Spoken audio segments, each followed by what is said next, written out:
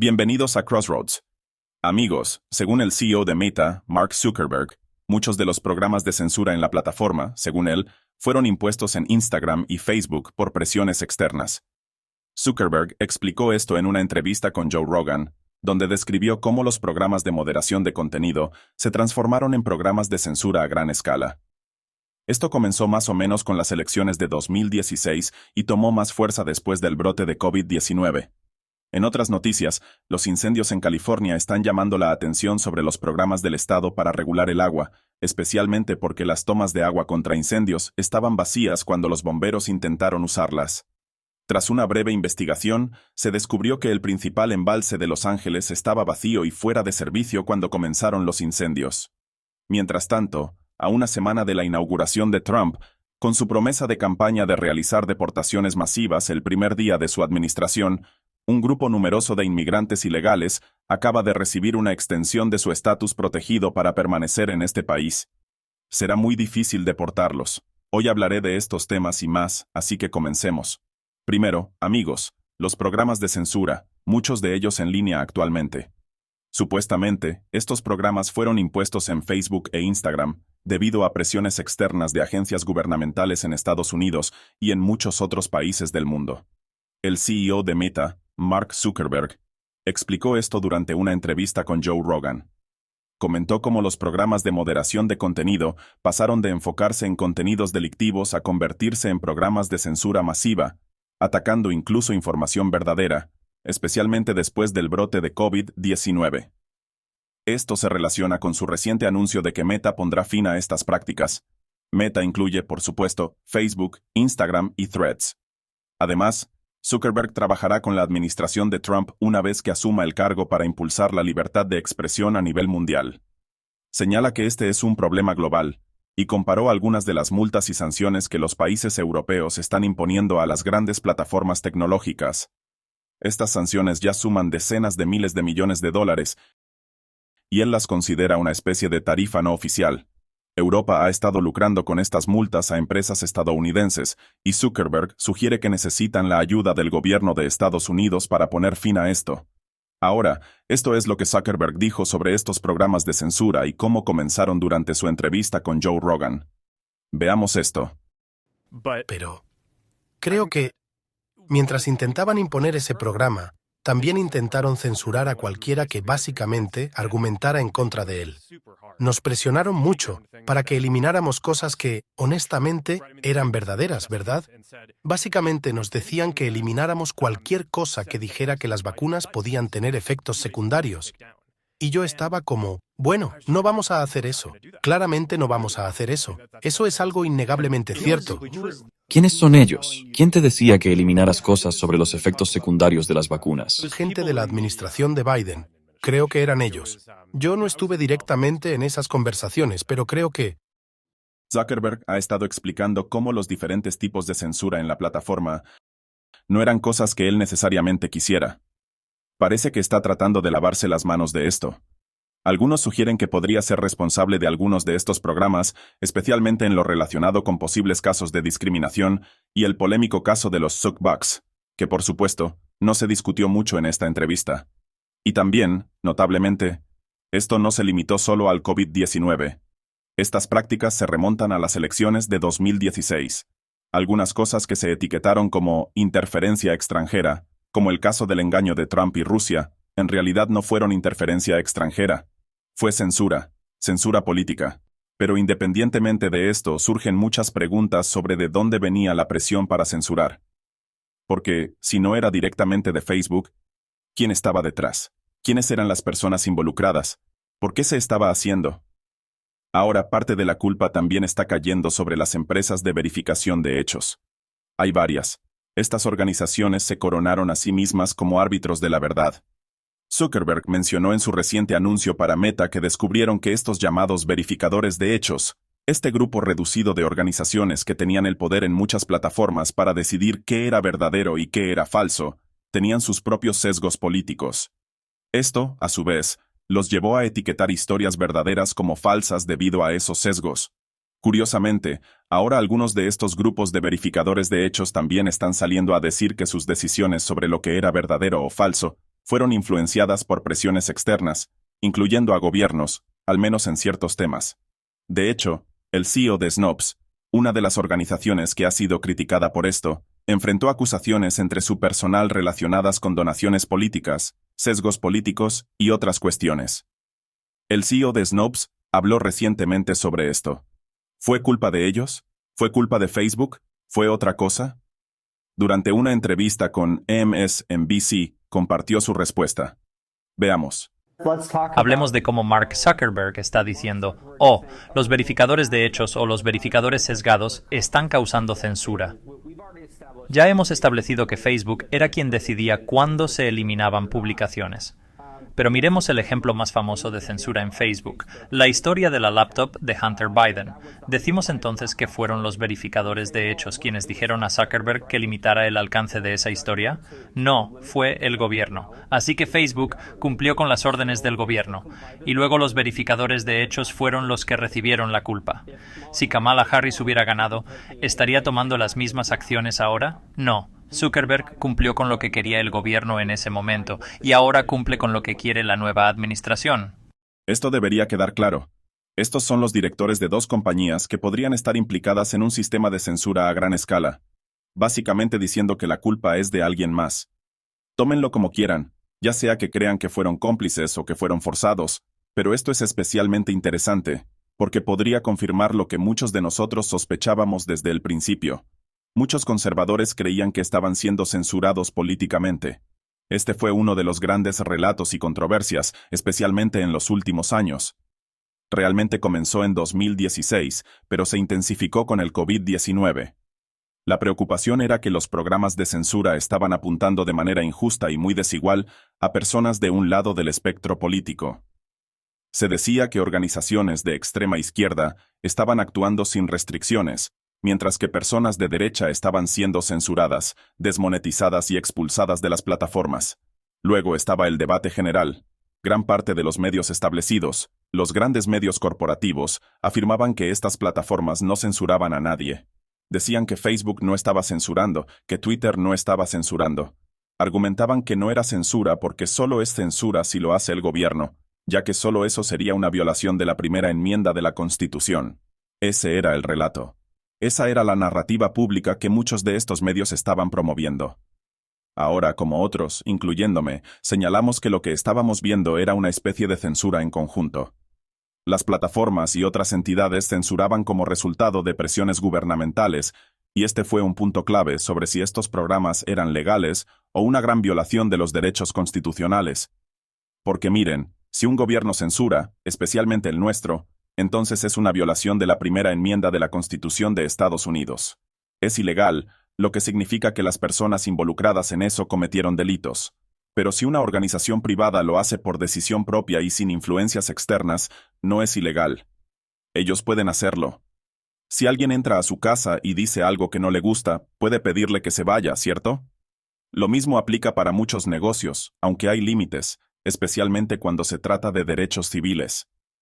Pero si una organización recibe presiones externas de una entidad gubernamental que debe seguir la Constitución, y esta entidad utiliza un atajo trabajando con una organización privada, básicamente metiendo su mano en el guante de esa organización para hacer cosas que no podría hacer legalmente, entonces podríamos estar viendo no solo una violación de la Constitución, no solo una violación de la ley, sino una especie de conspiración entre organizaciones para violar los derechos de las personas en este país. Y lo interesante ahora es que las organizaciones que se convirtieron en el guante están diciendo, no tuvimos nada que ver. No fuimos nosotros, nos obligaron, nos hicieron hacerlo. Nos llamaron por teléfono, nos insultaron, nos gritaron groserías. Y no queríamos ser parte de esto, pero tuvimos que hacerlo. Eso es lo que estamos viendo ahora. Parece que las plataformas y los grupos involucrados están tratando de evitar la culpa. Dicen que las políticas fueron impuestas sobre ellos. Si ese es el caso, esto podría abrir una vía legal para que las personas que fueron censuradas, expulsadas de plataformas, o cuyos derechos fueron violados de alguna manera, puedan ir tras estas organizaciones, las entidades involucradas, o incluso los individuos responsables, por violaciones a sus derechos constitucionales. Y en ese sentido, la próxima administración de Trump, especialmente con su nuevo presidente de la FCC, Comisión Federal de Comunicaciones, Ya está hablando de este tema. Este presidente no necesita ser nominado ni aprobado, porque es un puesto designado que ya está en su lugar. Están hablando de ir tras lo que llaman el cartel de la censura. El lenguaje de cartel es importante. Si solo dijeran el establecimiento de la censura o los responsables de la censura, sería una cosa. Pero al referirse a ellos como un cartel, esto sugiere una colaboración más amplia con la intención de violar la ley. Esto podría implicar posibles violaciones antimonopolio. Incluso podría implicar violaciones bajo la ley RICO si se cometió un delito. Esto significa que están actuando en conjunto, posiblemente con la intención o conspiración de violar los derechos de los estadounidenses. La administración de Trump está sugiriendo que las personas involucradas podrían enfrentar cargos criminales por esto. Probablemente no los dejarán salirse con la suya, lo que podría explicar por qué ahora vemos que intentan decir, oigan, nosotros no queríamos hacer esto desde el principio, ¿cierto? Y de nuevo, esto podría ser la razón por la que ahora están dando un paso adelante. Los líderes de estas organizaciones que podrían estar implicadas están diciendo que no participaron voluntariamente. Declaran que no fue su elección, mostrando incluso documentos y comunicaciones que respaldan sus afirmaciones. Argumentan que fueron obligados por entidades gubernamentales a hacer cosas que no querían hacer. Y no se trata solo del gobierno de Estados Unidos, sino también de gobiernos extranjeros. Esto también podría incluir a los grandes medios corporativos. Las organizaciones de noticias que participaron en el establecimiento de censura en este cartel podrían estar implicadas, al igual que muchas empresas que fueron utilizadas para destruir a sus competidores. Si una organización de noticias colabora en una conspiración para destruir a un competidor desmonetizándolo, expulsándolo de las plataformas, o logrando que sus anunciantes retiren sus anuncios, entonces estamos hablando de posibles violaciones bajo la ley RICO. También estamos hablando de violaciones antimonopolio, y estas son cosas que podrían llevar a personas a la cárcel. Pero veremos qué sucede con esto. Todo depende de si comienzan las investigaciones o posibles demandas. Trump ha estado hablando de esto. De hecho, fue uno de los pilares de su campaña en esta ocasión. Incluso publicó videos sobre el tema. Además, el nuevo presidente de la FCC, nombrado por Trump, escribió sobre esto en los informes del Proyecto 2025, detallando sus planes para implementar estas acciones. Ahora bien, uno de los problemas más grandes es que la censura no es solo doméstica. No se trata solo de agencias gubernamentales o una persona en particular. Gran parte de la presión para censurar proviene de organizaciones extranjeras. Gran parte de la presión para censurar proviene de organizaciones fuera de nuestro país. Como parte de su anuncio, Zuckerberg mencionó esto. Señaló que Facebook y Meta, en general, recibieron presiones para censurar desde Europa. Dijo directamente que hay cortes secretas en América Latina que imponen diferentes requisitos y los obligan a cumplirlos. Curiosamente, Brasil está buscando respuestas sobre esto. El viernes pasado, Barron informó que Brasil dio al gigante de las redes sociales, Meta, 72 horas para explicar cuál será su política de verificación de hechos en el país y cómo planea proteger los derechos fundamentales en su plataforma. Pienso que lo que quieren decir es evitar violaciones de derechos fundamentales según las leyes brasileñas. Pero, por supuesto, no lo están planteando de esa manera. Dijeron esto, debido a la falta de transparencia de esta empresa, presentaremos una notificación extrajudicial. La empresa, Facebook y Meta en general, tendrá 72 horas, es decir, a partir de hoy, para informar al gobierno brasileño sobre su política actual para Brasil, según dijo el fiscal general Jorge Mesías a los periodistas. Recuerden, Zuckerberg no sería la primera persona en enfrentar presión por parte de Brasil. Presumiblemente, ya han enfrentado algo de esto, pero no olviden a Elon Musk y su conflicto con Brasil. Con X, antes Twitter, Elon Musk tuvo un conflicto abierto con el gobierno brasileño. Brasil presionó a X y, por extensión, a Elon Musk, para que censurara usuarios en la plataforma, incluso a personas en Estados Unidos. Estas eran personas críticas de las políticas en Brasil o que apoyaban al expresidente Bolsonaro, quien está siendo legalmente atacado en Brasil. Algunas de estas personas fueron desplatformadas en Brasil e incluso tuvieron que huir a Estados Unidos para evitar ser arrestadas por cosas que dijeron en Internet. Al final, Brasil comenzó a imponer multas diarias a X y Elon Musk. Cada día que no cumplían con las leyes brasileñas, se les imponía una nueva multa. Esto obligaba a una empresa estadounidense a pagar dinero a Brasil. Las multas seguían llegando una tras otra. Incluso, la Corte Suprema de Brasil suspendió la plataforma de redes sociales, haciéndola inaccesible tanto en Internet como en aplicaciones móviles. ¿Y qué pasó después? Elon Musk desafió esta situación, habló abiertamente del tema, mostró documentos e incluso los publicó. Sin embargo, a pesar de su lucha por la libertad de expresión, Elon Musk tuvo que ceder a la presión y finalmente censurar contenido de acuerdo con los estándares de censura de Brasil. Esto demuestra que ni siquiera él, con su batalla pública contra la censura, pudo ganar. Este es un problema recurrente. Lo mismo sucede en Francia, donde intentan obligar a las plataformas estadounidenses a censurar. Lo mismo en el Reino Unido. Y lo mismo en otros países que imponen multas a las grandes empresas tecnológicas estadounidenses. Estas multas, como menciona Zuckerberg, suman decenas de miles de millones de dólares. Zuckerberg describe esto como una especie de arancel no oficial. Básicamente, estos gobiernos están financiando sus sistemas tomando dinero de las empresas estadounidenses a través de multas y sanciones. Y dice que no hay mucho que estas empresas puedan hacer al respecto, a menos que el gobierno de Estados Unidos las respalde. No hay mucho que las empresas globales puedan hacer frente a la presión de gobiernos extranjeros. La única manera de resistir esa presión sería que el gobierno de Estados Unidos interviniera. Hasta ahora, no hemos visto eso.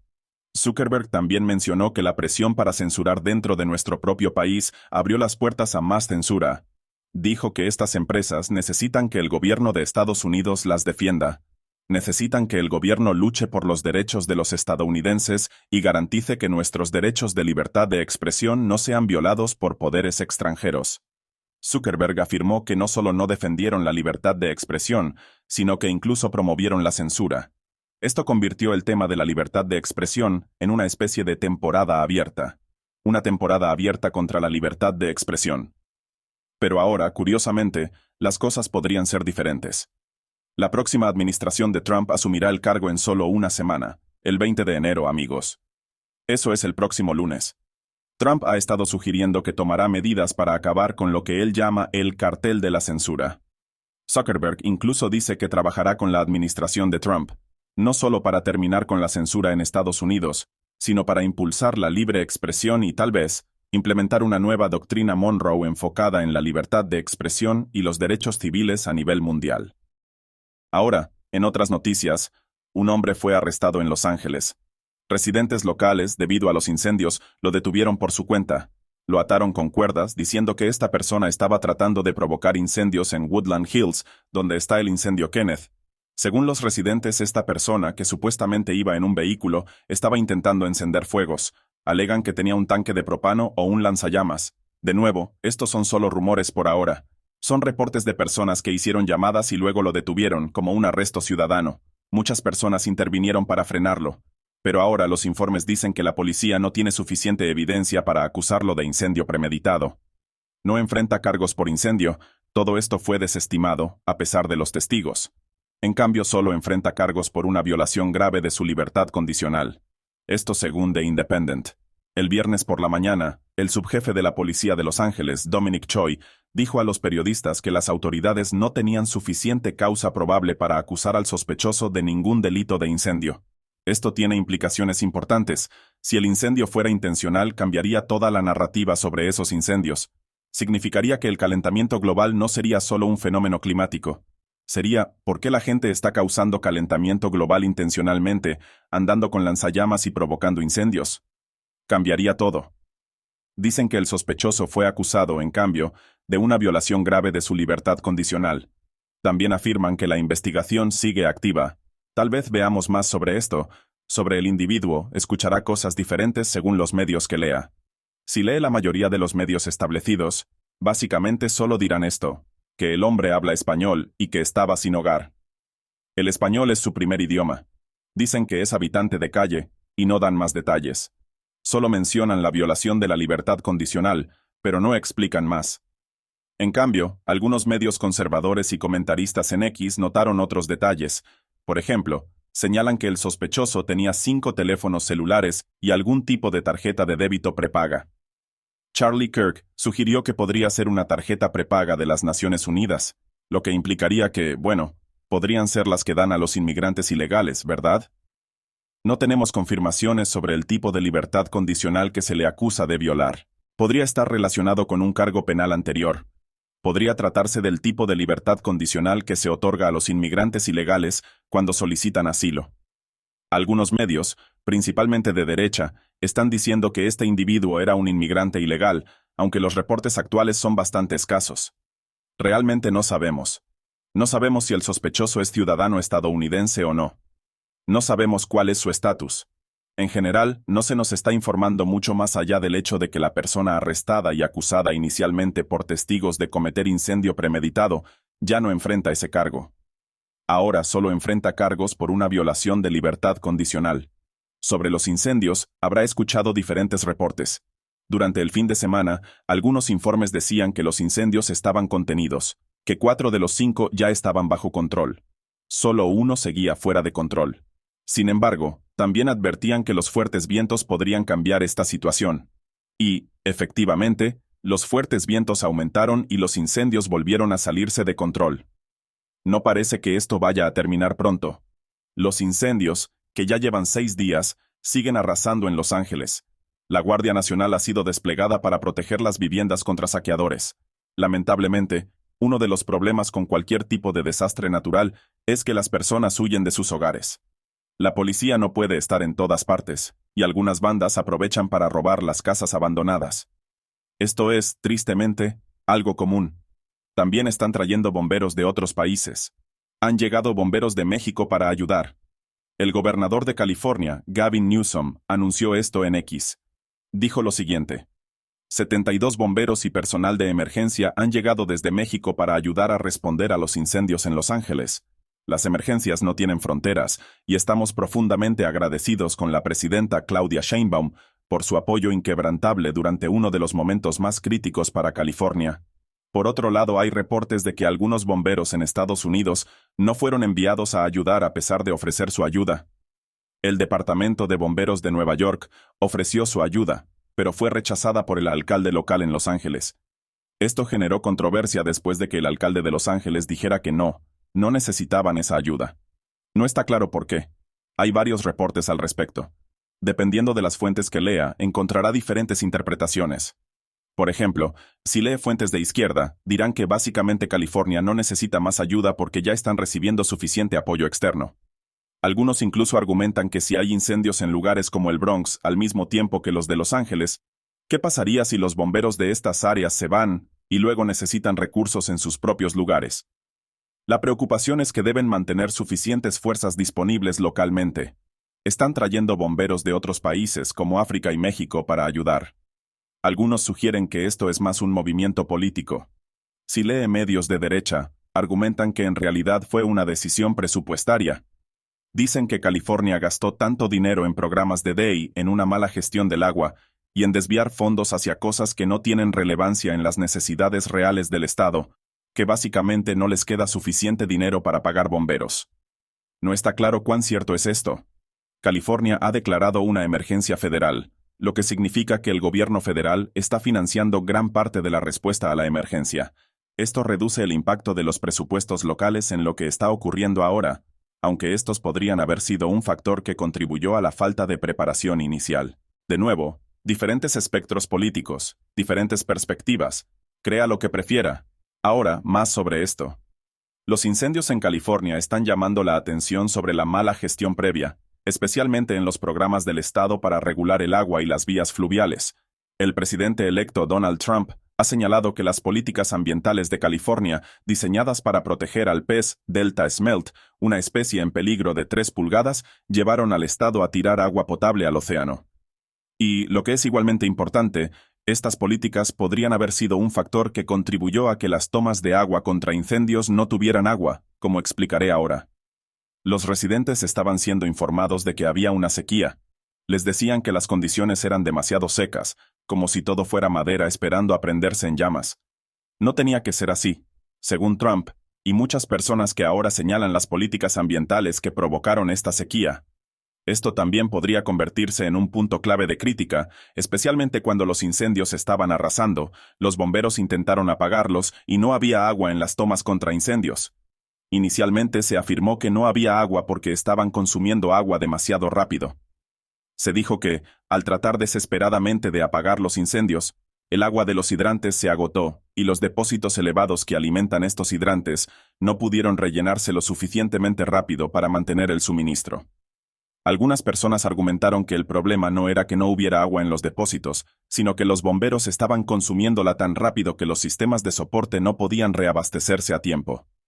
El gobernador Gavin Newsom criticó a Donald Trump por decir esto, sugiriendo que el problema fue una mala gestión.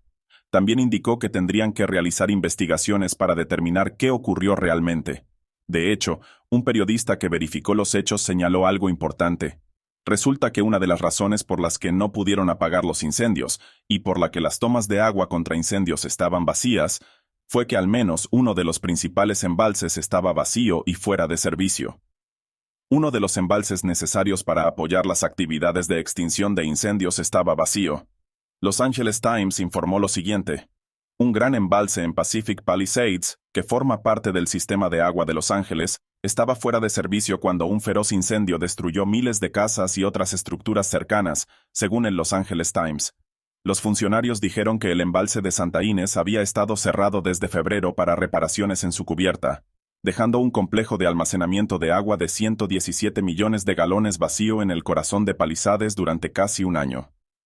El gobernador Gavin Newsom ordenó el viernes una investigación independiente del Departamento de Agua y Energía de Los Ángeles sobre la pérdida de presión de agua y el embalse vacío de Santa Ynez, calificándolo como un problema profundamente preocupante.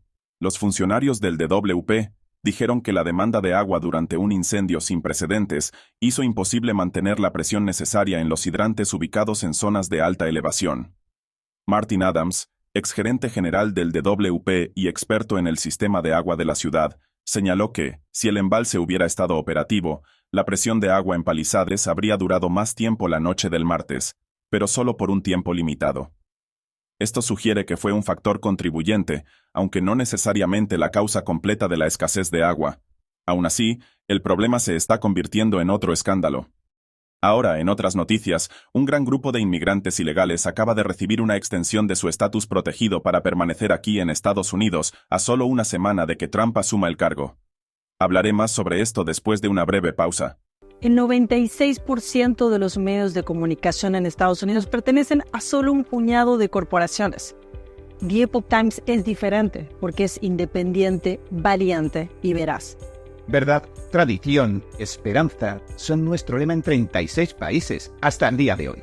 Usted, nuestra comunidad hispana en Estados Unidos, es nuestra prioridad. Le traemos cobertura exclusiva de temas como el voto latino, la seguridad fronteriza, la infiltración comunista en Occidente y mucho más. Sin sesgos, solo los hechos porque valoramos la verdad. Nosotros solo informamos y usted decide. Nuestros suscriptores siempre nos agradecen constantemente nuestra cobertura mundial, imparcial y oportuna. Se ha convertido en el medio de comunicación de mayor crecimiento en Estados Unidos, fundado como un antídoto contra la propaganda comunista.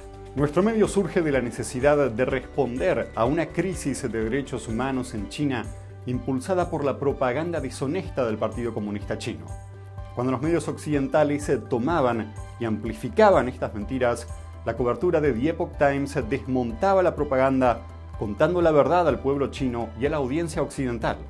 Hace unos años, a nuestros colaboradores en China, por decir la verdad, fueron silenciados, encarcelados y torturados. Nuestra misión no ha cambiado y estamos dispuestos a darlo todo por brindarle un medio honesto, tradicional y que traiga esperanza al mundo.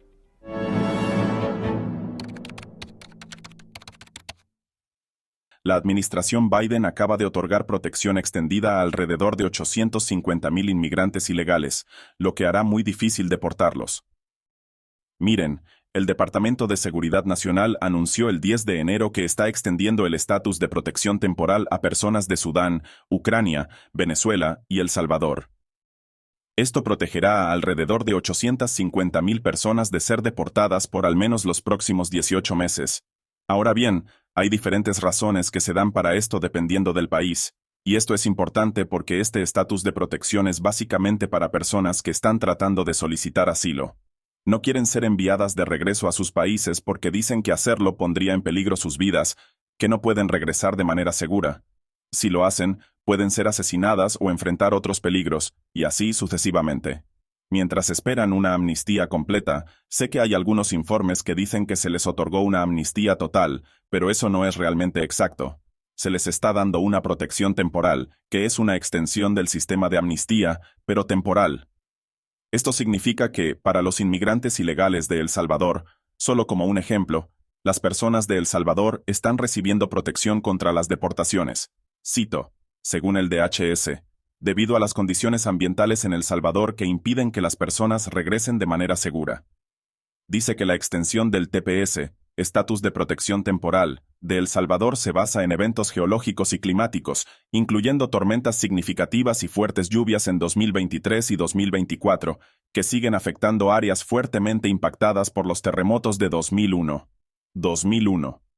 Básicamente están diciendo que no pueden enviar de regreso a las personas de El Salvador porque ha llovido demasiado.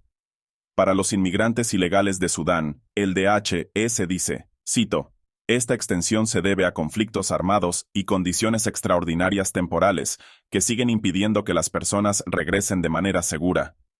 Sudán ha enfrentado, por ejemplo, genocidios. Hay organizaciones terroristas sudanesas que masacran aldeas. Algunos sugieren que, por supuesto, en circunstancias normales donde las personas reciben amnistía, esa sería una causa justificable. Lo mismo o algo similar ocurre con Ucrania. También se les está dando protección a las personas provenientes de Ucrania debido a la guerra en curso con Rusia, y dicen que enviarlas de regreso en este momento pondría en peligro sus vidas. En cuanto a los inmigrantes ilegales de Venezuela, uno de los grupos de migrantes más grandes que llegan a los Estados Unidos actualmente, se dice que están recibiendo una extensión del 185% estatus de protección contra la deportación debido a, cito, la grave emergencia humanitaria que el país sigue enfrentando debido a la crisis política y económica bajo el inhumano régimen de Maduro. Esto es importante porque, en el caso de Venezuela, existe una posibilidad real de que veamos un impulso para un cambio de régimen. Es muy posible, amigos, que veamos una revolución de colores estallar en Venezuela y que Maduro sea removido del poder. Estados Unidos ha emitido un llamado para el arresto del actual presidente venezolano. Ese es Nicolás Maduro. Estados Unidos ya no lo reconoce como el gobierno oficial. El gobierno de Estados Unidos ahora reconoce al líder opositor Edmundo González, quien se encuentra refugiado en España, como el ganador oficial de las elecciones del país el año pasado. Estados Unidos ha ofrecido una recompensa por información que conduzca al arresto de Maduro. Este es el reporte oficial del Departamento de Estado.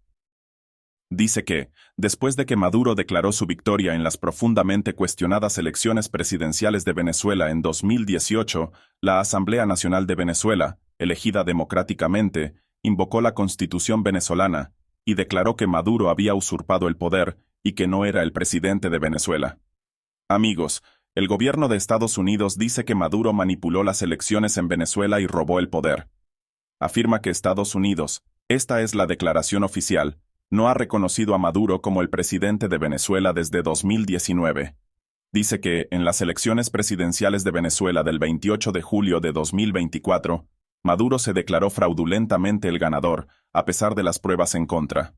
Afirma que Estados Unidos se unió a muchos otros países en rechazar a Maduro como el ganador legítimo de las elecciones presidenciales de julio de 2024. Añade que Maduro ayudó a dirigir y eventualmente liderar el Cártel de los Soles, una organización de tráfico de drogas en Venezuela compuesta por altos funcionarios del gobierno, básicamente diciendo que el gobierno que ha tomado el poder en Venezuela es un cártel de drogas.